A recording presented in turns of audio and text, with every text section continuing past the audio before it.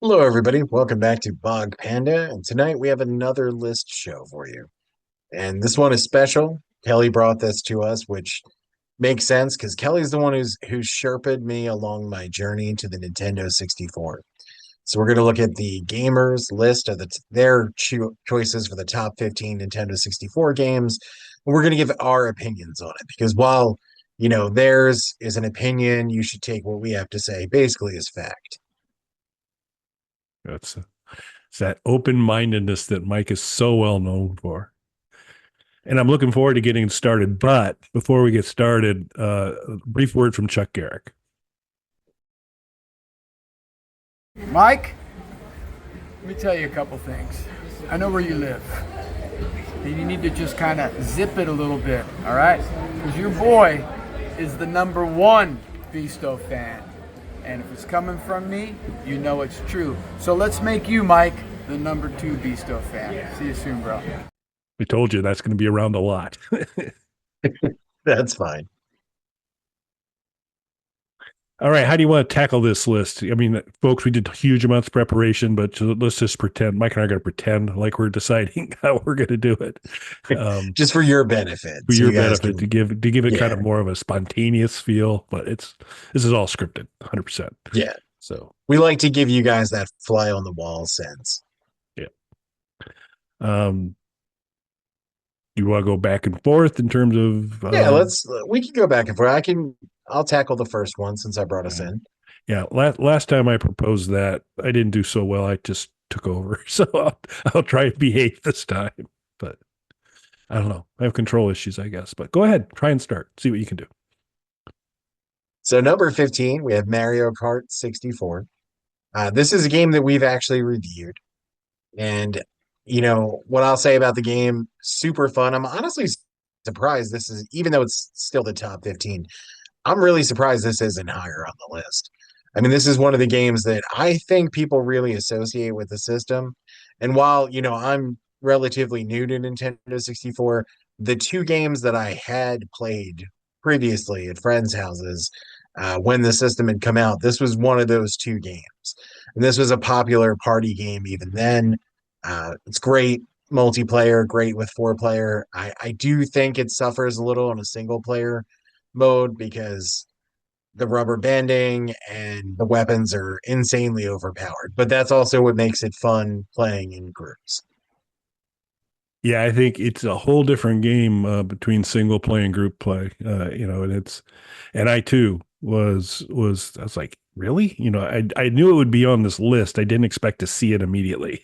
I thought it's going to No. be a little bit closer to the top because in terms of the multiplayer fun, entertaining type of thing. It's outstanding for kind of all the points you just mentioned. It's interesting. The subcaption they have here is ruining friendships since 1996. Um, yeah, a little because of the weapons, which as you say, are insanely overpowered. But um, this is not the game that ruins friendships. That's Mario Party. That's coming up in a bit. That's the game where you can totally destroy a relationship because you can do horrific things to people. I And will I will say when I play this with my wife, there's a lot of profanity being thrown back and forth. before you play the game, right? Then things calm down once you play it. But yeah, yeah, there's a little bit of that, but there's also lots of other people to blame because usually it's not just the two of you. There's in terms of the race, there's other folks, and so you can blame it on Bowser.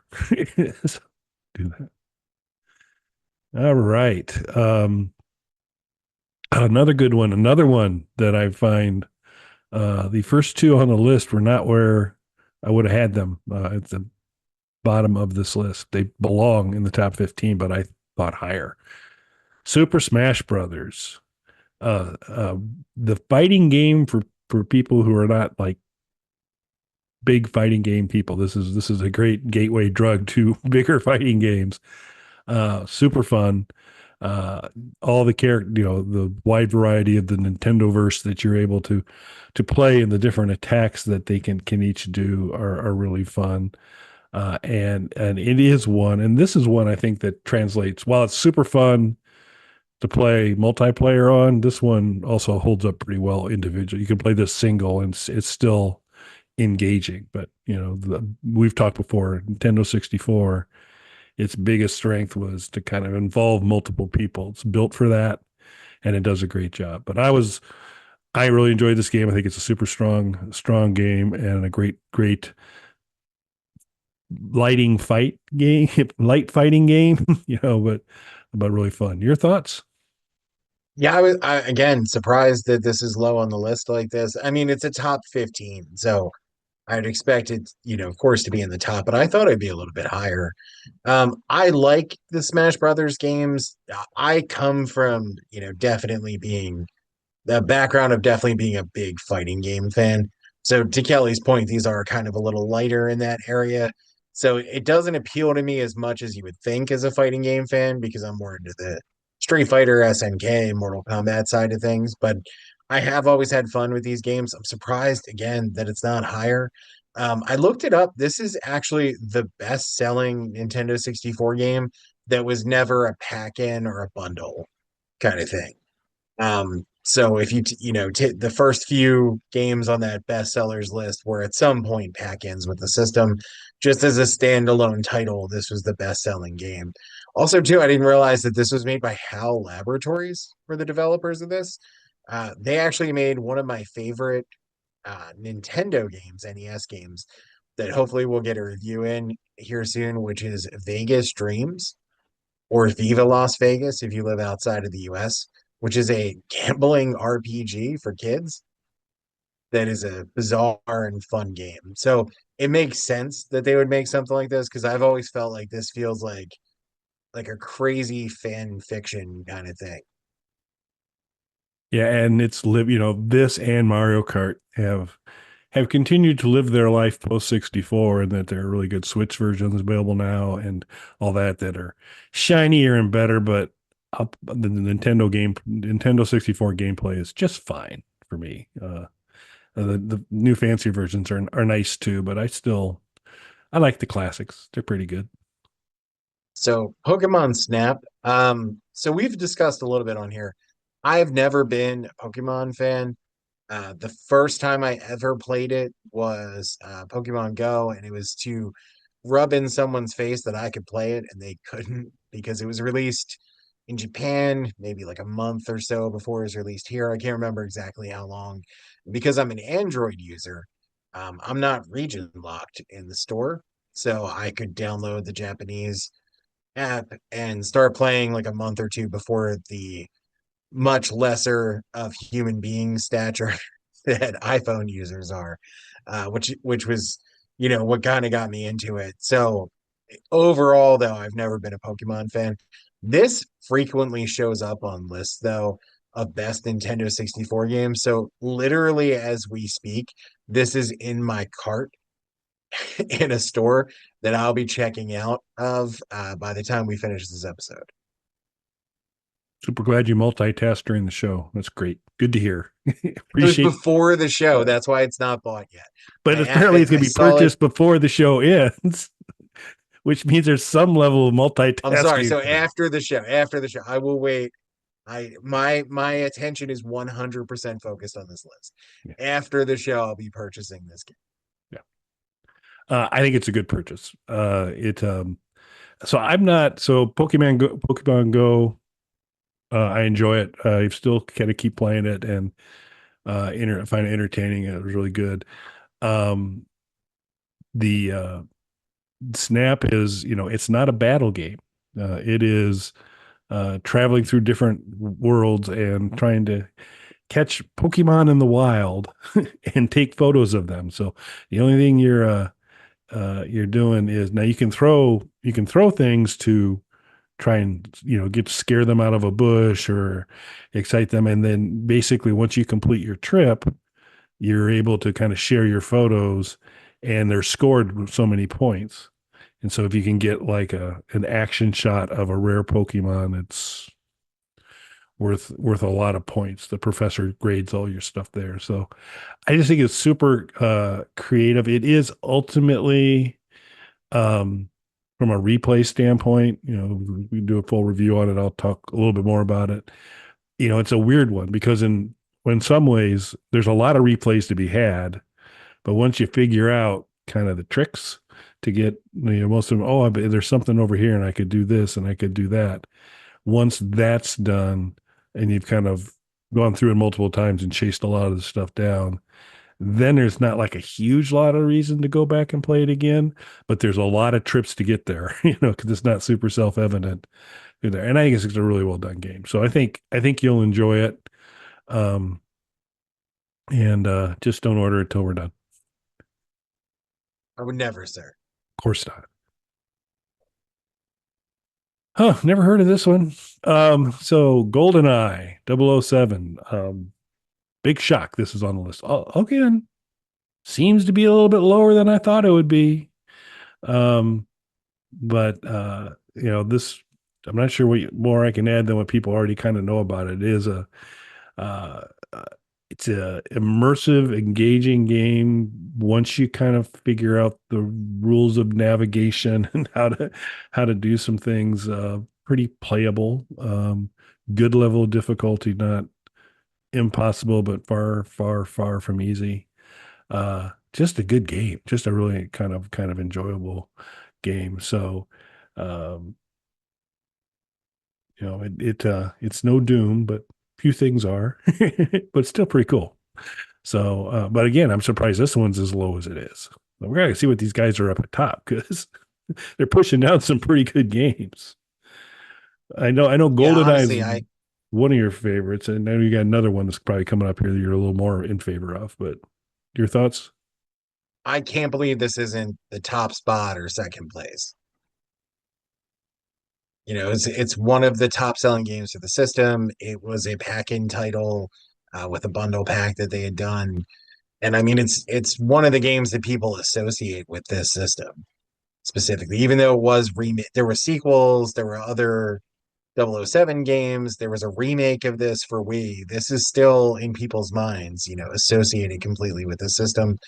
And it's one of the two games that I had played prior to Kelly taking me on this journey with him, holding my hand and walking me along the path of Nintendo 64. I do love this game. It is a lot of fun. It's no Doom, to Kelly's point, but what I think it does, and what Nintendo does great, is Nintendo makes a great casual gaming experience. And not that this is a casual game, but I do think it's more approachable for people who maybe weren't into first-person shooters prior to this. This is a little more approachable than throwing them into like Call of Duty or Medal of Honor, or even maybe a Doom. Yeah. No, I think that's 100% fair on that.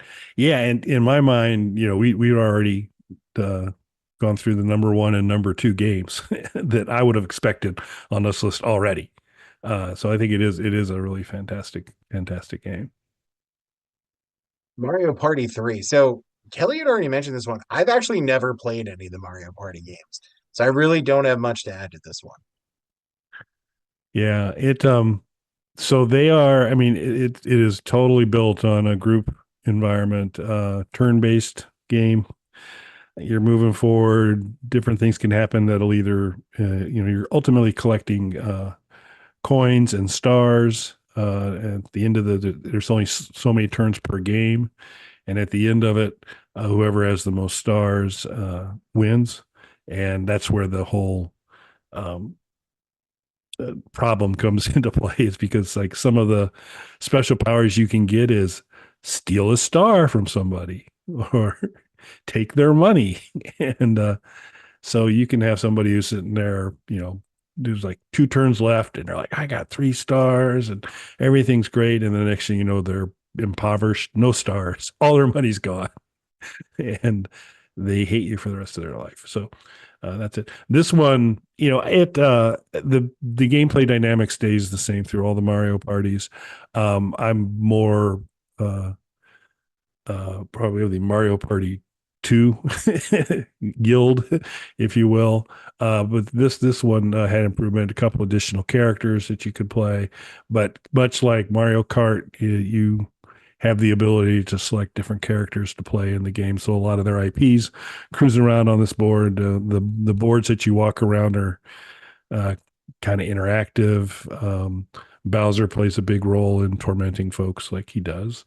And it's a good party game, but it is a game that it's almost like designed to say, I'm going to have some people not be friends by the end of this game. People that entered the game thinking they were going to enjoy each other's company for a fun game.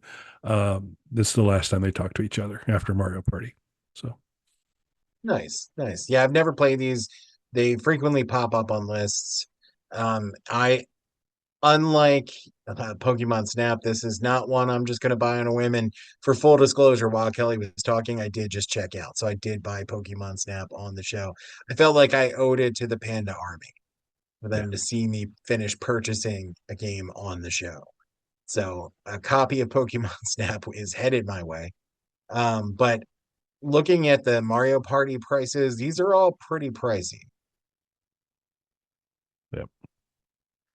Yeah, let me finish this words with friends. I'll be right back here. So, Resident Evil 2. We probably should have flipped this around a little bit. Had me do the odds and you do the evens, even though odd seems appropriate for you to handle. But Resident Evil 2. I don't have a lot of Nintendo 64 experience or really much Resident Evil experience. That gap is, you might think, well, that's a really bad gap. Oh no, the worst gap is coming up. The worst gap where I'm going to say, I really have never played any. We'll get to it. But I've not done a lot of Resident Evil. I know you're a big fan. The one thing I do know about this is that this was the game that defied the laws of physics and the time-space continuum, because apparently Resident Evil on the PlayStation was a 2 CD game. And this is one Nintendo 64 cartridge. Significant difference between the storage capabilities of those two platforms. And yet, people who are familiar with Resident Evil on PlayStation say, this actually has some features that PlayStation doesn't, some customization stuff. Handy things like I can change the color of the blood, which I don't know why you'd want to do, but it's a thing. I think a new outfit or two as well. So there was some kind of neat things. The cutscenes are in place. They're not as probably as fluid as because there's probably a little less data stored on that cartridge than on the CDs for the PlayStation. But it is, I hear tell, it's a pretty good game, sir.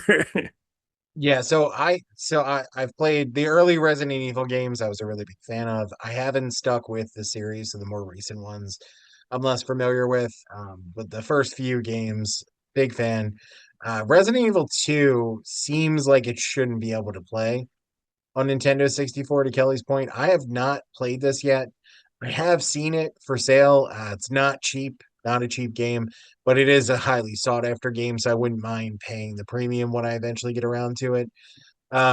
It, to all accounts, is the most, as it says here, the most impressive Nintendo 64 game. Because to Kelly, what Kelly was saying, that this was a huge CD-ROM game, and the whole game is apparently on this cartridge. Now, this is the largest, or tied, I believe it's tied for the largest Nintendo 64 cartridge in terms of the ROM size. So it does have more to work with than most other games on the system actually had. But still, this is something that just absolutely shouldn't fit on there. Now, I've watched a lot of videos about this. There is a ton of compression on the cutscenes. It doesn't look anywhere near the quality of the PlayStation game. There's also big dips in the textures and things like that, but it's all there though. And that in and of itself is still very, very impressive. This is hardware that, because of the space limitations of the media, should not be able to play this game, especially on a single cartridge like that, without missing huge chunks of the actual game itself. You're the odd boy. F-Zero X. I'll keep saying that. I'll remind you on each one. You're the odd one. Go ahead. Thank you, sir. I had to take a sip of my pumpkin whiskey. F-Zero X. So I have not played this one. I did play F-Zero on the original Super Nintendo, where the series began. It was one of the most popular games on the system. It's a little weird playing it now. It was a game, the original game was a game that they used really almost as a tech demo for the Mode 7 graphics, which was the built-in capability of the system to scale and rotate background layers, which was great for something like this. The thing with F-Zero, though, is watching it now, the original game, it does like because I know how it works, I can't unsee it, if that makes sense. Hmm. So I understand that the track is just a flat background layer that's being stretched and tilted to make it look like it's moving. And once you understand that, at least in my opinion, you can't not see that. So, and I'm not a huge racing game fan in general. So, my interest level in this one is not super high. I would play it though. I did enjoy the original F-Zero as much as I can for a racing game, not being a racing guy. Yeah, this one, I'm kind of, this think should have swapped places with, well, another racing game, Mario Kart, for example. I think I would have had these guys having different numbers here, kind of at least at a minimum had them flipped from there, because to a large degree, this is a grittier Mario Kart. Yeah.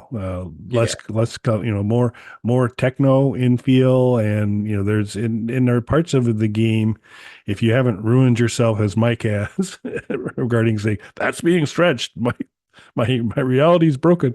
If you can just roll with it, it's visually pretty cool game. You can get over your judginess of Well, so this one I would assume is 3D rendered, unlike the Super Nintendo one. So yeah. my experience though is more with the Super Nintendo one, which I find harder to go back to now. Yeah, that's fair. Yeah, and this, I mean, it reads Mario Kart, not, the skeleton system is the same. The flesh and the outward appearance is a little bit different, but there's a lot of there, and you also don't have bananas people drop on the road, that kind of stuff. But pretty cool, and particularly if you like some of the dynamic of the Mario Kart one, Mario Kart game, this comes into it, but it just the kind of chases a little of the fun aspect out of it, and it's more kind of sci-fi kind of stuff. So cool game though. I mean, certainly deserving to be on the list.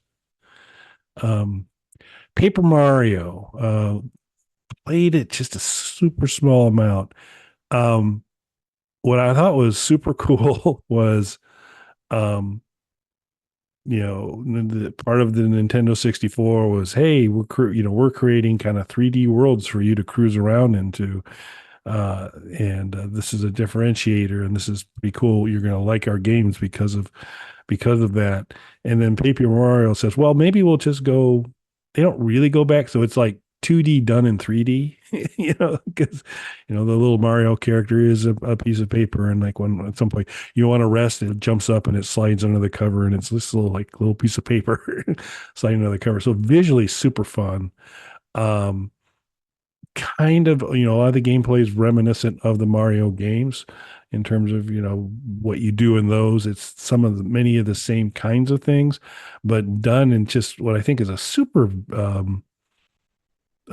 clever, different way to present Mario. So, also crazy expensive to get. I was had a toy and comic convention here in town recently. Matter of fact, it was on the day that I went to see Beasto Blanco. And when I saw Beasto Blanco, I ran into Chuck Garrick, and Chuck had this to say. Mike, let me tell you a couple things. I know where you live. And you need to just kind of zip it a little bit, all right? Because your boy is the #1 Beasto fan. And if it's coming from me, you know it's true. So let's make you, Mike, the #2 Beasto fan. See you soon, bro. But I was at this toy and comic convention, uh, it the photos led me to believe I was going to see lots of consoles and lots of Nintendo 64 games. Didn't really turn out that way. They did have a copy of Paper Mario, but it was like I was like, whoa, this is not an option. Uh, and then DK Oldies has had some out there, and uh, if memory serves, it was over $100. So apparently it must be kind of rare to get. I don't know if it's Snowboard Kids rare, but it's rare. But I think it's a pretty cool game. I'm not sure unless the market price goes down that I'm going to have one to play anytime soon. Yeah, so I never played Paper Mario. I've seen it though. Again, going back to, I think Nintendo is really good at this kind of creating, I don't want to say gimmicks because that kind of undermines it a little bit, and I don't mean it to, but creating these sort of visual gimmicks with some of their games that will draw in people who are probably more casual, like something shiny to catch their attention. And I definitely think the whole, the paper characters is one of those things.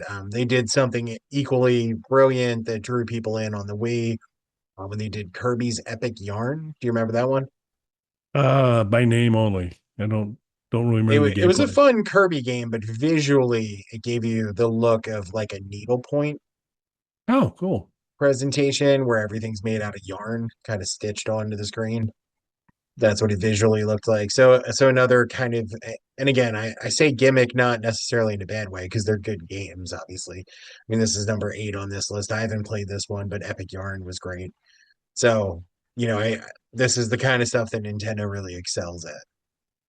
Yeah, super kind of recasting of the environment in a clever way, I think. Odd Boy. Star Fox 64. So are you a Star Fox guy, Kelly?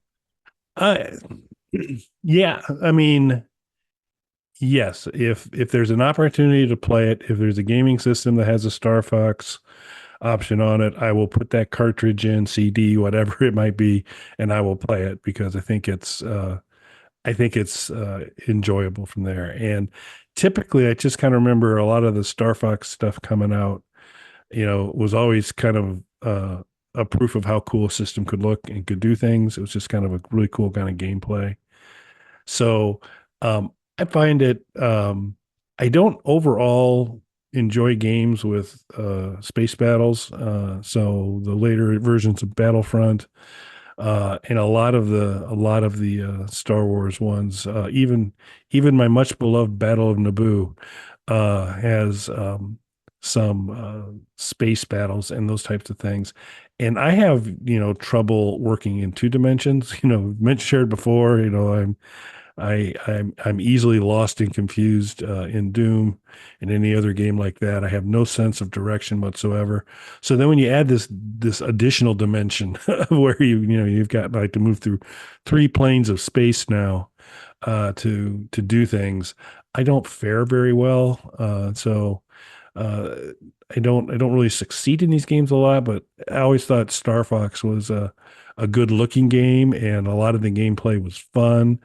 um, I could live without the interaction of the various members of the squad chatting with you. I think that's just more annoying than I know it helps serve up information to move the game along, but I just wish they had done it a different way because I don't like any of my teammates in Star Fox. So there's that. You? Yeah, I never personally got too much into Star Fox.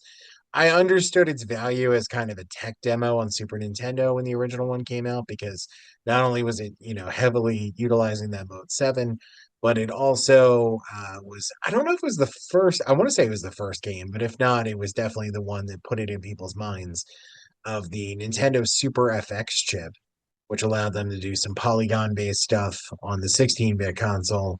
So Star Fox was really the one that pushed that.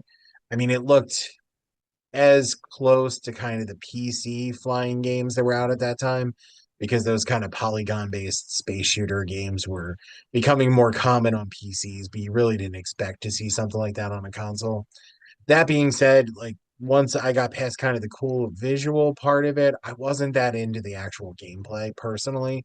So because of that, I've never really sought out the other Star Fox games. Star Fox 1 and the unreleased Star Fox 2 are both on the Super Nintendo Mini. They were packed in with that. So I do have them that way. This one I have not played though. The only game sort of like this that I really got into was Descent. I don't know if you played that one, Kelly. No. Similar type of game, but definitely aimed at more of the hardcore gamer audience, not really the Nintendo audience. And I recently picked up Forsaken for Nintendo 64, which is very much in the same vein of Descent. Perfect Dark. This uh while Mike has kind of graciously pointed out that kind of nudged him deeper in the Nintendo 64 world. But while I may have done that, he was like all over Perfect Dark for me. I was in the dark on Perfect Dark till Mike was going to say, no, you need to get that and all that. And I have, and enjoy it quite a bit. It's, again, it is a good game. I'm surprised the distance between this and 007 is as large as it is, because I think in many degrees these are games that are closer in terms of experience. Even a little Duke Nukem is really some of the stuff that goes, not the kind of humor and grittiness of Duke Nukem, but a little bit of the gameplay in Perfect Dark, reminiscent of that, but definitely in the family of not GoldenEye, but 007. Yeah, GoldenEye. So I think you'll talk a little more about that in a sec. but uh but it but I think it's good. I just would have not really had these two that separate. I think it's not an unreasonable place in terms of the list for this game to be, and it's a fun game. Yeah, I'm not surprised both are on the list. I am surprised by the distance between them. And even though I do think Perfect Dark bests GoldenEye in every way from a technical standpoint, I'm surprised that it's ahead of it on the list because GoldenEye in every way kind of opened up the door for this one. So this was made by Rare, who made GoldenEye. GoldenEye took a really long time to get to market though, because they were really trying to push the limits of the hardware. And then when they started working on the follow-up, this is actually what became of their sequel to GoldenEye. They had started working on a follow-up. Again, they were really working on pushing the hardware limits. And arguably, this probably does it more than any game on the system as far as pushing it to its limit. This is one of the games that does sort of require the expansion pack. I say sort of because technically you can play a couple of levels without it, but most of the content is missing, and most of the levels beyond the first few you can't play without that. It offers a lot of different game modes and settings. It also offers an actual widescreen mode, not just a letterbox mode, which I haven't seen on any other game. I know there's like one or two others. None of the ones that I've played have offered that though. It also gives you the option of switching into the high resolution mode on the system. Again, something most games on the system do not use. Um, so visually, I mean, this is without question the cleanest, most polished looking game. I think the music is excellent as well. I feel like if you were to play them back to back and you didn't know this game sort of shared DNA with GoldenEye, you'd still figure it out because this uses some of the same setups that GoldenEye does, gameplay mechanics and things like that. There is a sequel to GoldenEye though, and it's not on this list, so I figured I'd throw it. We should mention it.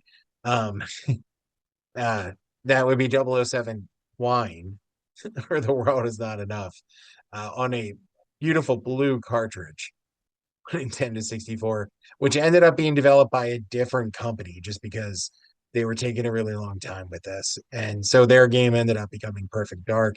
Twine is really good though. I just want to throw that in as a little side recommendation. Yep, I would agree 100% with that. All right. What do you have to say about Zelda, sir? Sorry, pumpkin whiskey keeps pulling me away.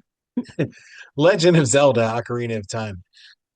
My niece is really into this game. I've played it a little bit with her, don't have a ton of experience with it.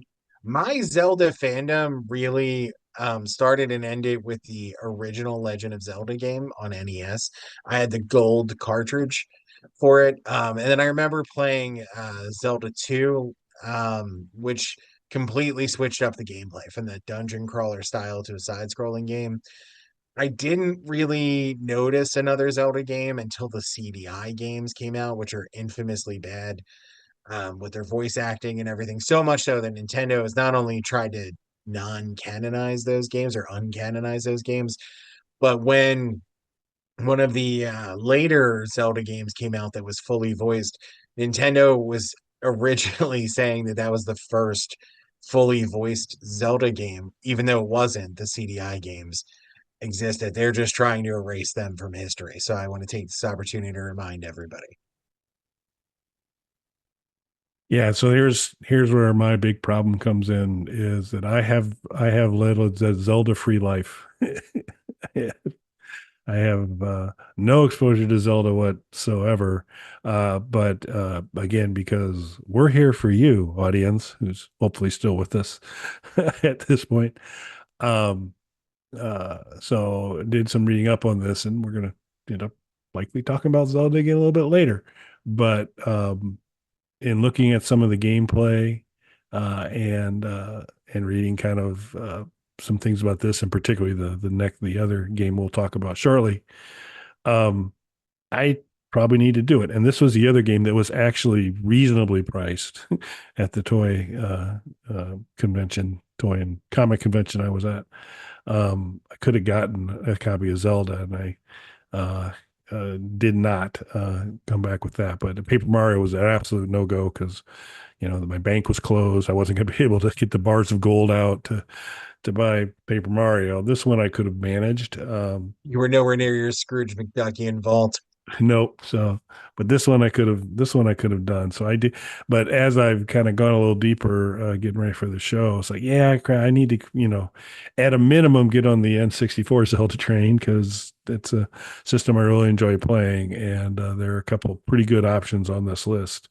Um, uh, and we haven't started talking about Zelda till number 5, and we may talk about it again soon. So it's interesting that this seems to be one of the premier pieces of content. So yeah, I mean, it does look good. It's interesting as there are full gameplay of a lot of these things on a lot of the games here on this list. I'm sure there's probably full gameplay of everyone if you dug enough on YouTube of everything on this list here.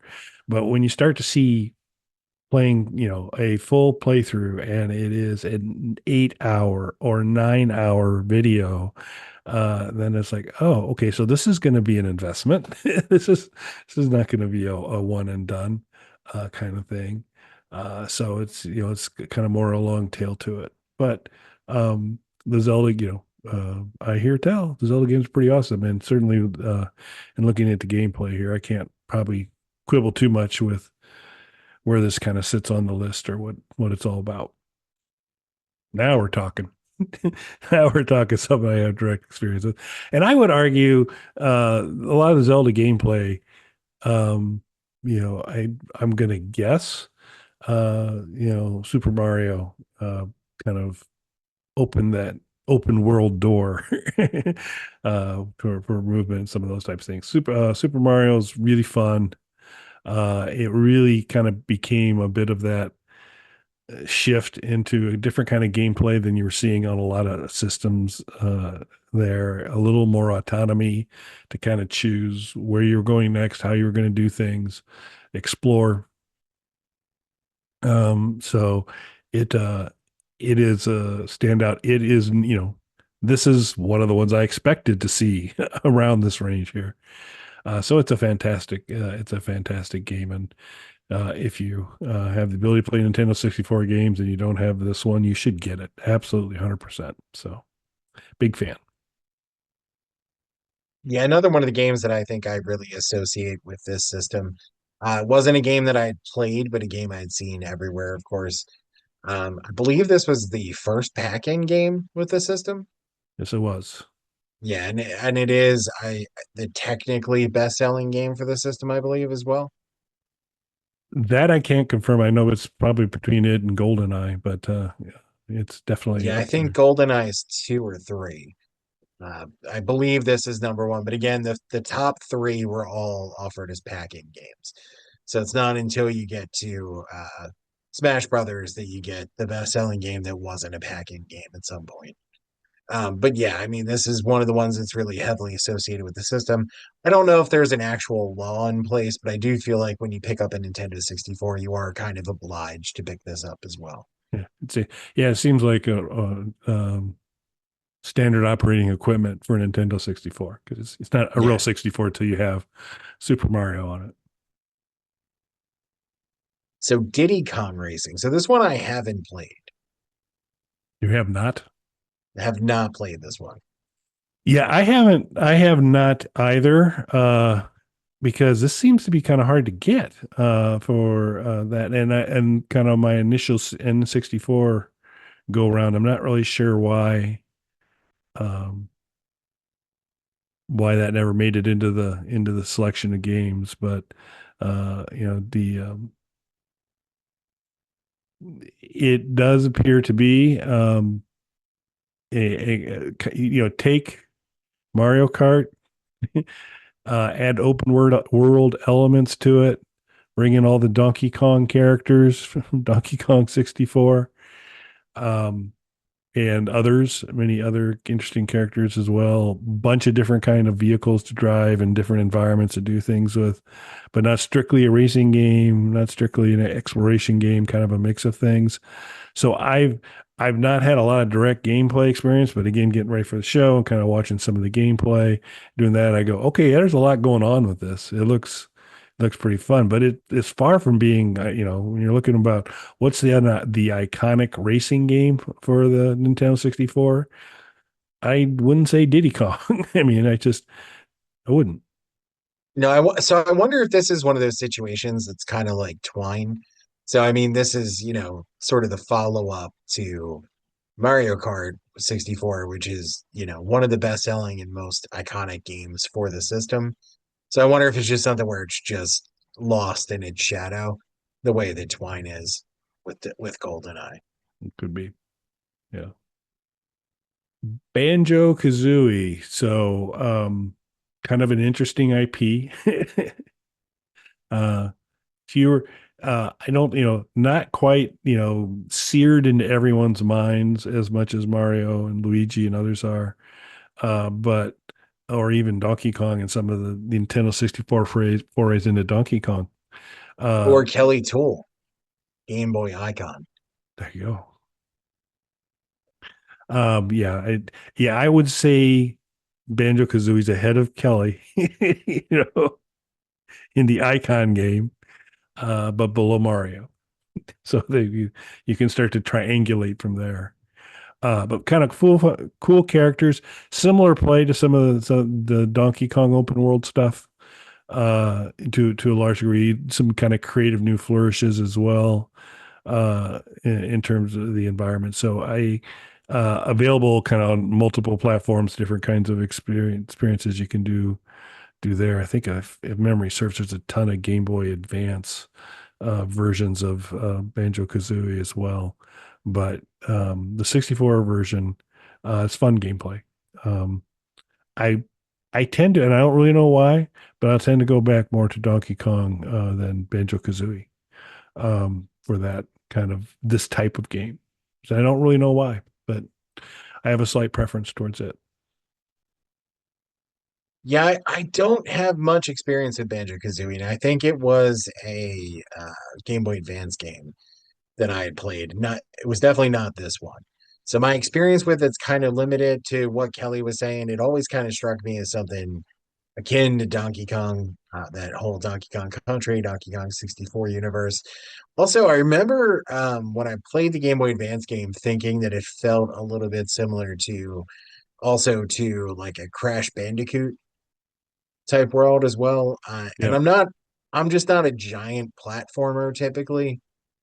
More into fighting games and things along those lines. So there just wasn't a ton to pull me into this. It's not Mario, it's not Donkey Kong or Crash Bandicoot or Kelly Tool, the iconic mascot characters that could pull me in like that.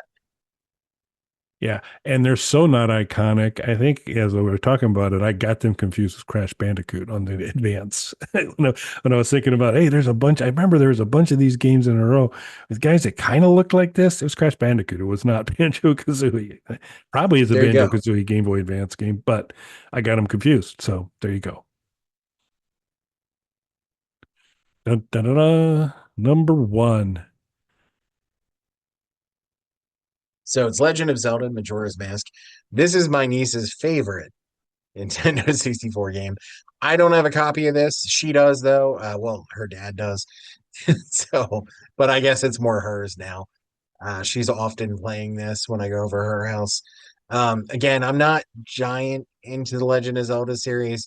This does look fun. I played it a little bit with her. I've not delved too deeply into it. I will tell you, if you're looking to purchase either of the two Zelda games for Nintendo 64, there is a steep jump in the price from Ocarina of Time to Majora's Mask. I was afraid of that because this is the one that looks to me like where I want to go with it. My intro to Zelda. This looks pretty sweet. In terms of, so I can see looking at some of the gameplay and reviews and those types of things why this has a very high spot in the list. I think the concept behind it's super cool. And I think it'll be a little grim, but still cool. um, and so we'll see. But so how big a price jump are we talking here? We talking Paper Mario Pretty money? significant because I've seen copies of Ocarina of Time. Like if you go on DK Oldies, I think if you get a cosmetically flawed one, they're in like the $30-ish range, whereas this is more in the like $70 to $80 range. Okay. I still may make that investment, but that's good to know. So Yeah, it's not gigantic. I mean, it's not like, there's the Clay Fighter Sculptor's cut that's like 1,500, 2 grand, depending on where you come across it. It's not like that, but this is more in that $70-$80 range. So significantly higher price than its counterpart and most of the games that I picked up for Nintendo 64. So, like I said earlier in the show, purchased a copy of Pokemon Stadium. That was like $20. So yeah, I think, but I think it's good. I mean, I think this was a good list. Thought it might be good to kind of mention some things that aren't on here that could have been, in my opinion. So I think you brought one up a couple times, 007. Apparently the cool kids say twine. The world is not enough. I just say the world is not enough, but Mike says twine. So there's that.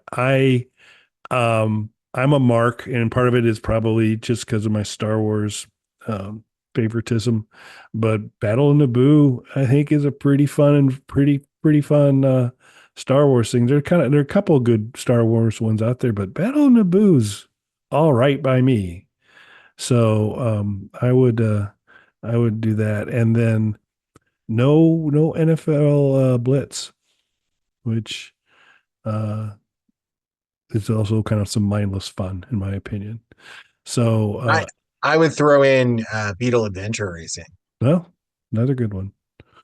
Yeah, that seems like a huge, and I get it.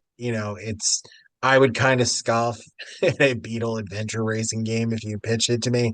If I didn't see gameplay footage first, and now, hands-on playing it, racing through the Jurassic Park set and different things like that, and going through a volcano and having dinosaurs attack you. It's a pretty great game. Yeah. The only drawback of that, and the graphics are really good for a Nintendo 64, lots of cool textures and stuff. The only drawback is the races are long. So if you're used to more of the kart racer type thing, you're in for a struggle with some of those races. Yes, you are. Another one that I don't see getting any love that I picked up just because I'm a fan of the IP and think it's fantastic is Scooby-Doo for Nintendo 64. I've actually seen some negative reviews of it. I 100% disagree. The graphics and sound and everything are excellent. It looks just like the cartoon. Um, it is essentially a Resident Evil clone, but with Scooby-Doo. I will throw out as a caveat though, I think your mileage, and maybe this is where some of the bad reviews come in. I think your mileage is going to vary based on how big of a Scooby-Doo fan you are, because it's four levels or four cases that you have to solve. Three of them are taken directly from early Scooby-Doo episodes. So I think your mileage on that is really going to depend on how familiar you are with the Scooby-Doo universe. But yeah, I mean, those Doom 64, there's just so many great games for this system. So again, I really appreciate Kelly kind of pulling me into this world so that I could get a Nintendo 64 for my wife. And then, from there, I bought a bunch of games for myself, got a Warrior 64 for the game room. So I'm equally as big a fan of her, if not even more so at this point. And again, I have to thank Kelly for that. Yeah, it's been fun, and thank you for shaming me into getting my own Warrior 64. So because that was which I kind of missed. He had badgered me and kept saying, not gonna probably be too many of these left. And I waited and waited, and they were gone. And then they resurfaced a little bit, at least. At least one of the colors did. So I picked it up, and I've been super pleased with it. So start maybe saving my quarters and nickels so that I can get Majora's Mask at some point in time. But we'll see that. So like I said, I'm gonna have to probably decide between Paper Mario and that. But I think I'm due. I think it's probably time for me to do a little Zelda, and particularly because on the Switch, Tears of the Kingdom, I've seen, and it's massive, massive, massive game. So you never played Legend of Zelda on NES? Nope. I would say jump on your Super Console X. It's a very different experience than these games, completely different. But I just think it's a cool game for the time and definitely something interesting to check out. Yep. Fair enough. I can make my way from Phantom Menace on PlayStation. It feel like obviously it's nothing like these games, but it feels for that time, and that's what I remember about it as a kid, that first game, because the second game they went a very different direction with before course correcting and coming back to kind of the core of what the gameplay was. But that first game felt gigantic at that time. Like I remember playing it for like hours and going, traversing this big, almost open worldish map and going through different dungeons and castles and things like that. And it just the scope of it felt huge compared to what I was used to on the NES at that time. Cool.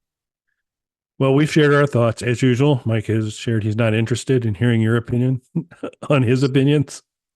No, your opinions are great. Mine are facts, yeah. But everybody else's opinions are great. Yeah, since we're talking about facts, probably the best way to end this video is, of course, to hear from our good friend, Chuck Garrick. Mike, let me tell you a couple things. I know where you live. You need to just kind of zip it a little bit, all right? Because your boy is the #1 Beasto fan. And if it's coming from me, you know it's true. So let's make you, Mike, the #2 Beasto fan. See you soon, bro.